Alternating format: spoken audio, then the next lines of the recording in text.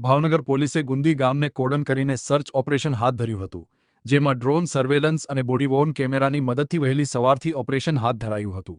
20 શખ્સો ડિટેઇન કર્યા। વીજચોરી અને સરકારી જમીન પરના દબાણો સામે પોલીસે કરી લાલાંક।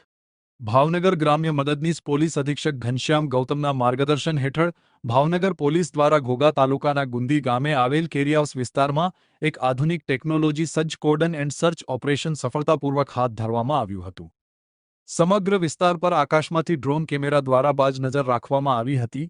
એટલું જ નહીં, ઓપરેશનમાં સામેલ અધિકારીઓ અને જવાનોએ બોડી વોર્ન કેમેરા ધારણ કર્યા હતા, જેથી સમગ્ર કાર્યવાહીનું રેકોર્ડિંગ કરવામાં આવ્યું હતું।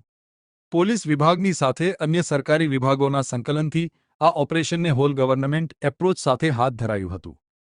ઓપરેશન દરમિયાન એસઓજી, એલસીબી અને સ્થાનિક પોલીસની ટીમો સાથે ભાવનગર તાલુકા એક્ઝિક્યુટિવ મેજિસ્ટ્રેટ મામલતદારની હાજરીમાં કાર્યવાહી કરવામાં આવી। તાલુકા વિકાસ અધિકારીની ટીમ દ્વારા જરૂરી વહીવટી તપાસ કરવામાં આવી। આ ઉપરાંત પીજીવીસીએલની ટીમ દ્વારા ગેરકાયદે વીજ જોડાણો ઝડપી લેવા જોડાઈ હતી। આમ ઓપરેશન હાથ ધરાતા અસામાજિક તત્વો અને સરકારી જમીન પર કબજો જમાવનાર અને ગેરકાયદેસર વીજ કનેક્શનનો લેનારમાં ફફડાટ ફેલાયો હતો।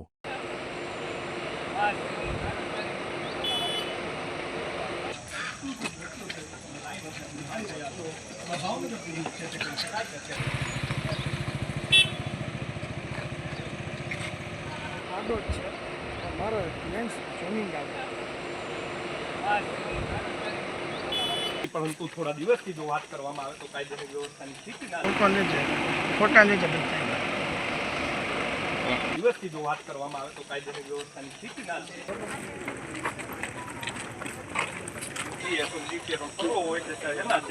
મુખ્ય જે છે તેના દ્વારા ભાવનગર કંટ્રોલ રૂમને એક મેસેજ આપવામાં આવે છે અને ત્યારબાદ તાબડતોબ રીતે છે તે ભાવનગરના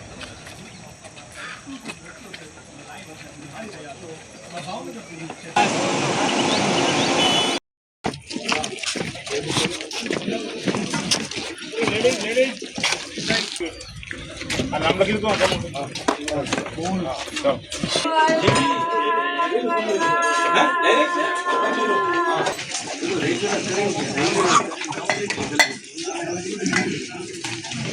બેબી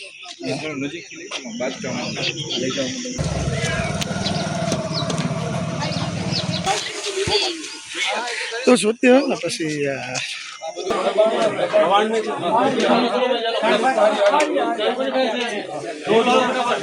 એમડી પરમાર, મામલતદાર ભાવનગર ગ્રામ્ય। આજે ગઈકાલે જે ગુંદી ગામે જે પ્રશ્ન બન્યો હતો એના અનુસંધાને આજે તમામ ડિપાર્ટમેન્ટને સાથે રાખી અને કોમ્બિંગની કાર્યવાહી કરી હતી। એમાં પોલીસ ડિપાર્ટમેન્ટ, રેવન્યુ વિભાગ, પંચાયત વિભાગ બધાએ સાથે રહી, જીઈબી વિભાગ સાથે રહી અને કોમ્બિંગ કર્યું હતું। તેમાં અંદાજે 10 થી 15 ગેરકાયદેસર જે મિલકતો છે એને દબાણ દૂર કરવા માટે ગ્રામ પંચાયત દ્વારા નોટિસો આપવામાં આવેલી છે અને જે લોકો મળ્યા છે એ લોકોને રૂબરૂ આપ્યા છે અને જે લોકો નથી મળ્યા એ લોકોના મિલકત ઉપર ચોંટાડી અને નોટિસ બજાવવામાં આવી છે। मैंने बताया कि बारंबार यहाँ पे लॉ एंड ऑर्डर सिचुएशन स्थिति खराब हो रही थी, उसको ध्यान में लेके हमने एक मोटा ऑपरेशन प्लान करके यहाँ पे किया है।